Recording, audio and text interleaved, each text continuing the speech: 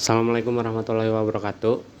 Perkenalkan nama saya Ali Hasan Nugraha dari kelas 11 4. Di hari kedua ini saya akan melaksanakan kegiatan P5 dengan tema kewirausahaan. Di sini saya sedang berada di Museum Barli. Nah, Museum Barli itu apa sih? Dari yang saya explore, Museum Barli itu museum pameran. Kayak banyak lukisan-lukisan seni rupa yang abstrak dan juga kayak lukisan anak kecil juga.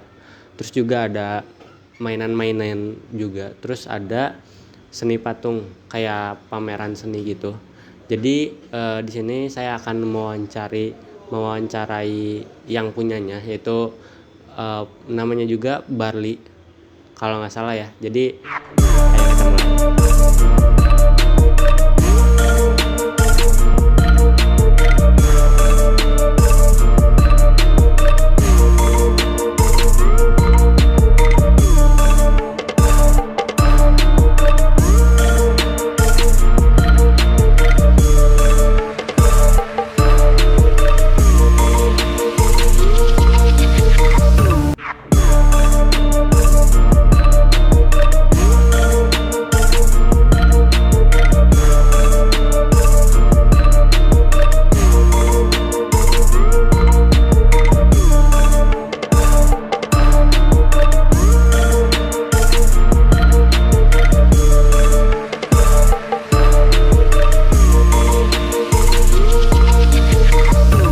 Assalamualaikum warahmatullahi wabarakatuh. Selamat siang Pak. Jadi perkenalkan sebelumnya kami dari SMA Negeri 10 Bandung. Nama saya Ali. Nama saya Faris. Saya Rizal. Kami itu di sini mau melaksanain tugas dari sekolah P5. Tugasnya tuh wawancara tempat eksplorasi gitu. Terus kami kebagiannya ke sini Museum Barli. Jadi langsung aja.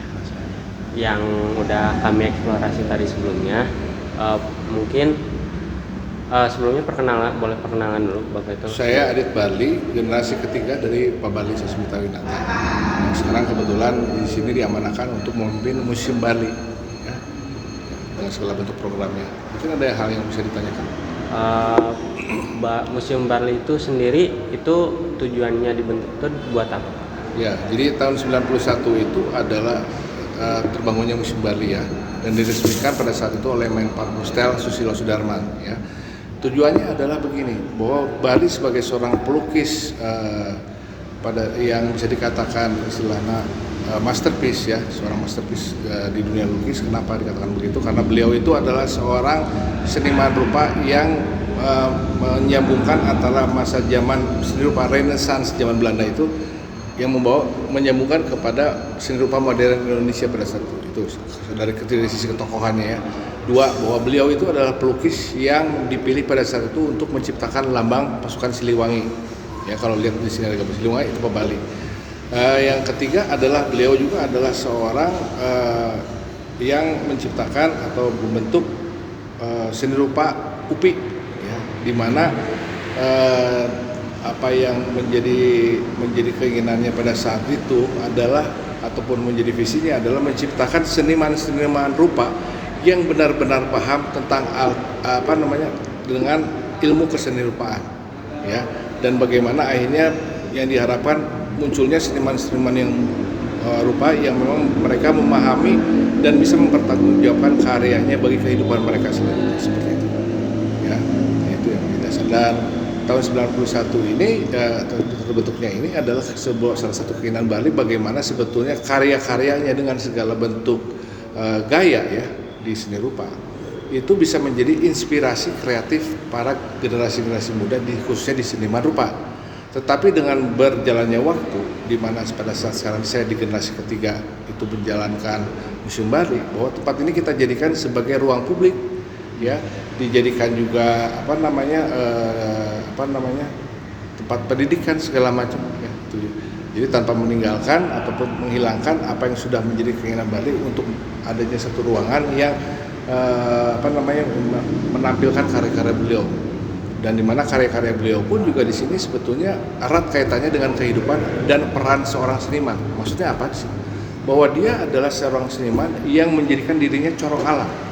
Melalui karyanya dia memperlihatkan bukan bagaimana kehebatan dia sebagai seorang seniman rupa yang memahami teknik-teknik seni rupa, tetapi dia juga akhirnya di sini melalui karyanya dia mencoba untuk membangun satu bentuk kesadaran kita generasi muda tentang pentingnya keseimbangan alam. Bisa dilihat dari karya-karya bagaimana peran kita untuk saling menghargai dan bagaimana kita akhirnya bisa menyadari dan mengoptimalkan fungsi-fungsi yang ada di dalam badan kita itu untuk menjadi entrepreneur kehidupan.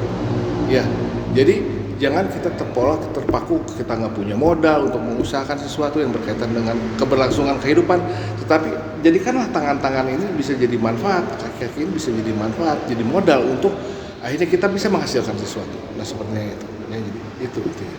Jadi Pak Barli sendiri itu merupakan pionir dari karya seni gitu Pak, dari zaman ini. Bisa dibilang pionir untuk keberadaan museumnya itu sendiri ya. Kalau misalkan kita berbicara seniman pada saat itu banyak, tetapi dia adalah orang yang memang mencoba untuk bagaimana membawa zaman Renaissance itu kepada zaman yang lebih realistis.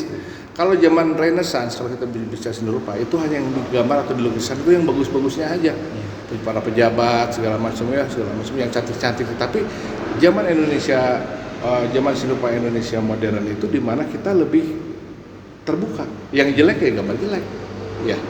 Yang keadaan realitas semata digambarkan seperti itu, yang busuk-busuk itu. Jadi nggak pernah ada rekayasa. Nah, itu sebetulnya dikatakan sebagai satu bentuk penyambung, ya, titik sambung untuk akhirnya bagaimana Indonesia akhirnya menjadi satu bentuk pemahaman budaya seni rupa modern dengan pemahaman bahwa kita berkarya melalui seni rupa tadi membuat karya yang apa adanya. Ya, bukan yang bagus-bagusnya aja yang kita tampilkan.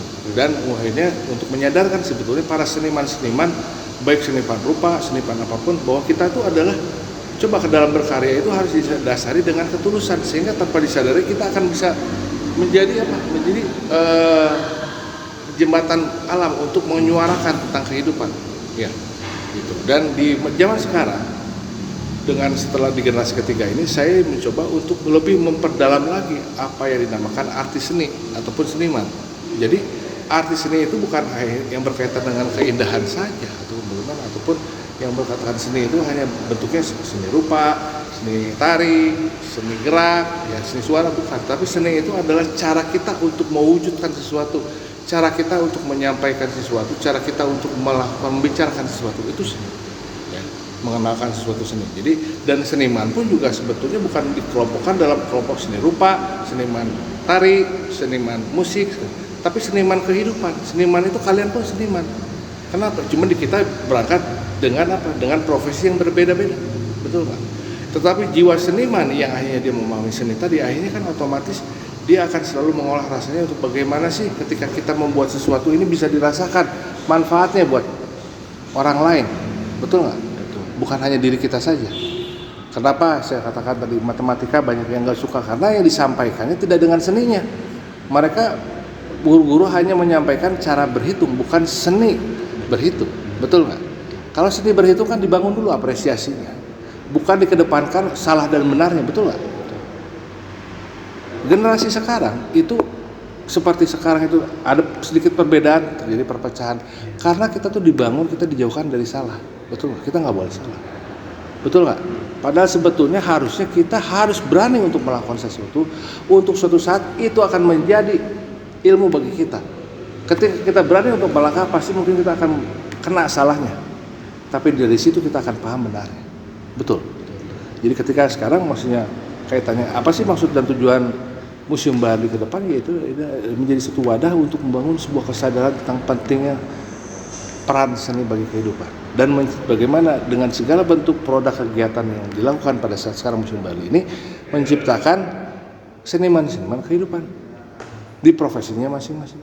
Ya, semua dalam konteks membangun rasa untuk lengkapi jiwa, rasa yang didasari pemahaman tentang arti keseimbangan, benar salah itu sama-sama punya nilai dalam kehidupan. Ya, itu tadi.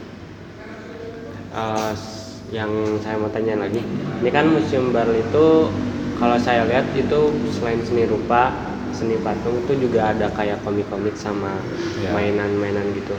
Nah kalau semuanya itu apakah hasil karya sama koleksi dari Barlinya sendiri atau ada sumbangan dari sesuatu gitu? Ya, karena begini, Bali ini kan bergerak juga di bidang pendidikan ya. Pendidikan dalam artian itu tadi dengan kegiatan-kegiatan dengan sistem pendidikan sendiri kita untuk bagaimana akhirnya mereka itu akhirnya terbentuk sebuah karakter yang paham tentang arti tugas dalam hidupnya masing-masing.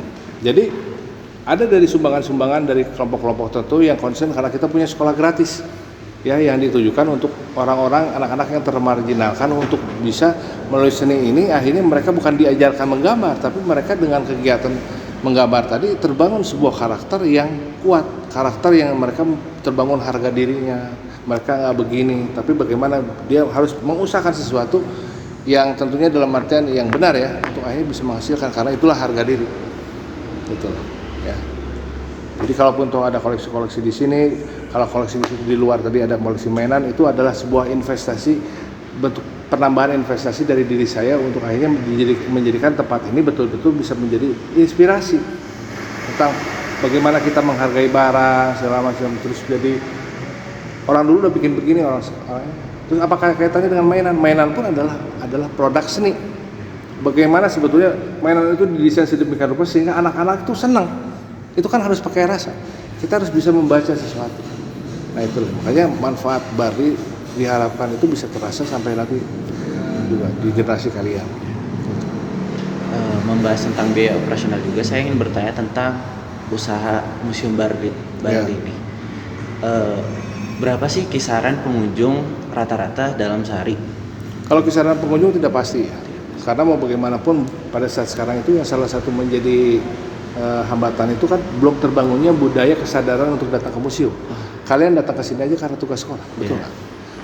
Yang saya pada saat sekarang ini saya sedang gerakan adalah membangun kesadaran bahwa pentingnya arti museum dalam rangka untuk melengkapi referensi kita sebagai orang dalam menjalankan kehidupan ke depan, betul nggak? Betul. Nah itu tadi. Jadi kalau misalkan kita bicara mengenai range rata-rata ini, saya bilang saya tidak bisa kasih rata-rata karena kadang sepi, kadang ada yang datang. Ada yang datang begitu. Jadi dan untuk menutupinya itu kita punya kegiatan yang formal di sini apa? Kita punya sekolah seni di sini kan. Terus kita ada kafe di bawah. Tujuannya salah satunya adalah kita melakukan subsidi silang. Gitulah. Ya, jadi terus kedua dari tiket tadi masuk tadi saya sisihkan untuk menutupi overhead tadi ya. Dan kedua juga untuk mensubsidi sekolah gratis tadi. Jadi insya Allah apa yang kalian lakukan dengan datang ke sini itu salah satu ibadah kalian untuk mereka ya karena yang namanya ibadah itu ketika kita memberikan keajaiban untuk keberlangsungan sebuah kehidupan gitu. Jadi bukan hanya maaf ya kalau saya bicara bukan hanya sholatmu bukan hanya tapi satu bentuk sikap laku langkah sikap kamu untuk dirasakan manfaatnya bagi diri bagi keluarga dan masyarakat. Dan saya berharap ketika siapapun yang datang ke sini itu sudah terbangun satu bentuk kesadaran bahwa kita harus menjadi manusia yang bukan hanya sekedar melakoni kehidupan sebagai apa nanti, tapi harus sebagai jadi boga lakon. Boga lakon itu apa? Muncul sebagai penyambung rasa, memberikan inspirasi. Otomatis dengan harus kita harus banyak memiliki referensi hidup, betul nggak? Dengan referensi kita jalankan, kita akan jadi ilmu kita kan itu. Nah seperti itu, ya. Jangan mati hanya sebagai kamu siapa namanya? Faris biasa. Harus jadi Faris bukan lakon. Ya. Itu. Jadi biaya operasional juga tertutupnya oleh kafe di bawah sama tiket juga ya. Iya, seperti itu. Kalau dari Bapak sendiri ada nggak sih tantangan atau kendala selama Bapak ngelola jadi penerus Museum Barli? Ya kendalanya itu. Kendalanya pada saat sekarang itu kan mau bagaimanapun kita sedang berhadapan dengan sistem pendidikan yang tanpa disadari itu sudah menjadi budaya, menciptakan generasi yang sekarang. Ya. Nah, sementara di satu sisi saya di sini istilahnya sudah tersadarkan tentang arti daripada peran seni ini untuk akhirnya saya harus siarkan, harus saya sebarkan, gitu kan. Nah, saya berhadapan atau bertentangan dengan budaya yang menjadikan karakter bangsa kita seperti ini, merasa paling hebat, merasa paling benar, kan begitu kan. Padahal itu tadi apa yang saya lakukan itu nggak gampang, kan gitu kan. Ya. Jadi bagaimana menghalalkan segala cara sekarang kan itu kan sebetulnya kan saya tidak inginkan seperti itu, dan otomatis itu berdampak dalam segala bentuk kegiatan saya. Gitu. Kadang-kadang kan kalau orang datang ke tempat les gambar, akhirnya gimana caranya anak bisa gambar gitu kan, bisa jago gambar gitu kan. Saya tidak mengajarkan gambar, tapi saya mengajak mereka gambar gitu. Kenapa menggambar di sekolah tidak penting? Karena dalam artian mereka diajarkan menggambar. Saya suruh gambar pemandangan kan 2 gunung ya. Tapi kan pemandangan itu kan ada hal lain, apakah tidak digambarkan ayam lagi bertelurnya atau segala macam, atau ada lagi sapi lagi ngegendong orang atau segala macam, kan bisa aja, betul nggak? Atau ada yang cari belut, betul nggak? Kenapa harus 2 gunung? Nah itu kan berarti kan dihasilkan jiwa-jiwa yang tidak kreatif, betul nggak? Nah untuk kreatif apa? Bukan kita ajarkan dia untuk kreatif, harus percaya diri dulu. Betul nggak? Makanya itu seni itu tadi, ketika guru mengajar itu bukan kamu salah, betul nggak? Tapi harus dibangun satu self confidence. Makanya saya di sini melalui pertemuan ini saya mencoba untuk menyampaikan, ayo kita jadi laki-laki itu untuk berani melangkah. Karena kita tidak akan pernah bisa bicara benar kalau kita nggak paham salahnya, betul. Kamu bakal masuk neraka, kata siapa? Kan gitu. Kan itu kan masih katanya, ya. Tapi pahami pada saat sekarang hukum dasar dari segala bentuk ilmu itu adalah sunatullah, hukum sebab akibat yang sudah Allah turunkan. Kalau kita melakukan ini jadi apa? Kalau ini jadi apa? Jadi, kedua, dalam artian saya berharap ketika kalian datang ke sini juga sudah mulai terbangun rasa syukur dan rasa keyakinan betapa gantengnya kita. Ya. Itu akan otomatis dalam artian itu akan energi itu akan berkumpul kita dan kita akan bertambah yakin dalam kehidupan. Kita juga harus belajar, akhirnya kita memahami apa sebetulnya kehidupan yang disebut hablum minanas. Kalau kita merasa paling benar, itu bukan hablum minanas. Ya, jadi makanya ada salah benar, semua itu punya nilainya. Nggak pernah setan itu ingin jadi malaikat kan, ya kan? Karena setan punya tugas, betul nggak? Dan dia bangga dengan setannya, betul kan? Jadi dalam artian kita dalam kehidupan kita yang penting pada saat sekarang kita harus menjadi manusia itu yang selalu membangun keseimbangan dalam kehidupan. Ya. Segala terjadinya sesuatu yang salah gara-gara ini, jangan bisa gara-gara saya masih bodoh, ya. Apalagi, ceweknya kok selingkuh atau kayak gimana? Kenapa bisa selingkuh? Kan salahin kita, bukan salahin ceweknya. Nah, gitulah yang paling dasar, ya. Jadi saya berharap dengan pertemuan ini terbangunnya satu bentuk kesadaran bagaimana kita mengolah untuk menjadi seniman kehidupan yang kita bisa mensinergikan setiap lah kita dengan memahami hablum minanas, hablum minalah dengan alam. Dan hablum minallah, bukan kita meminta, kata Allah, kamu kadang-kadang rokok aja masih minta sama temen, minta gitu kan, kamu berani bayar berapa sih untuk bukain jalan, betul nggak? Logikanya begitu ya. Tapi bersyukurlah dengan kita mau optimalkan ini tubuh kita, rawat tubuh kita, itu ibadah, ya.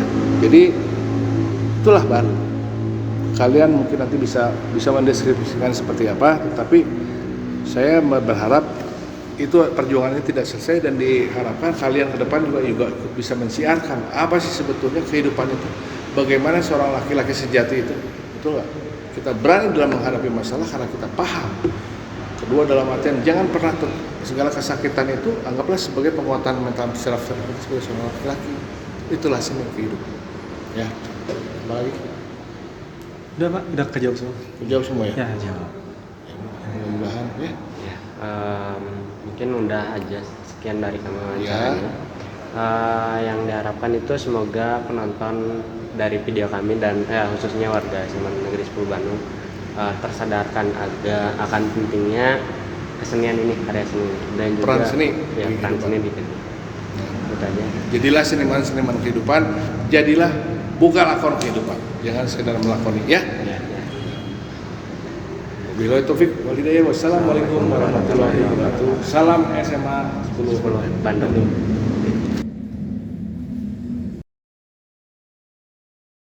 Nah, Halo jadi semuanya. gitu guys. Ya.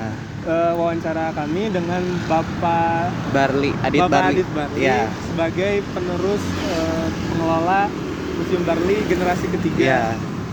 Jadi apa nih yang kalian dapetin dari wawancara tadi?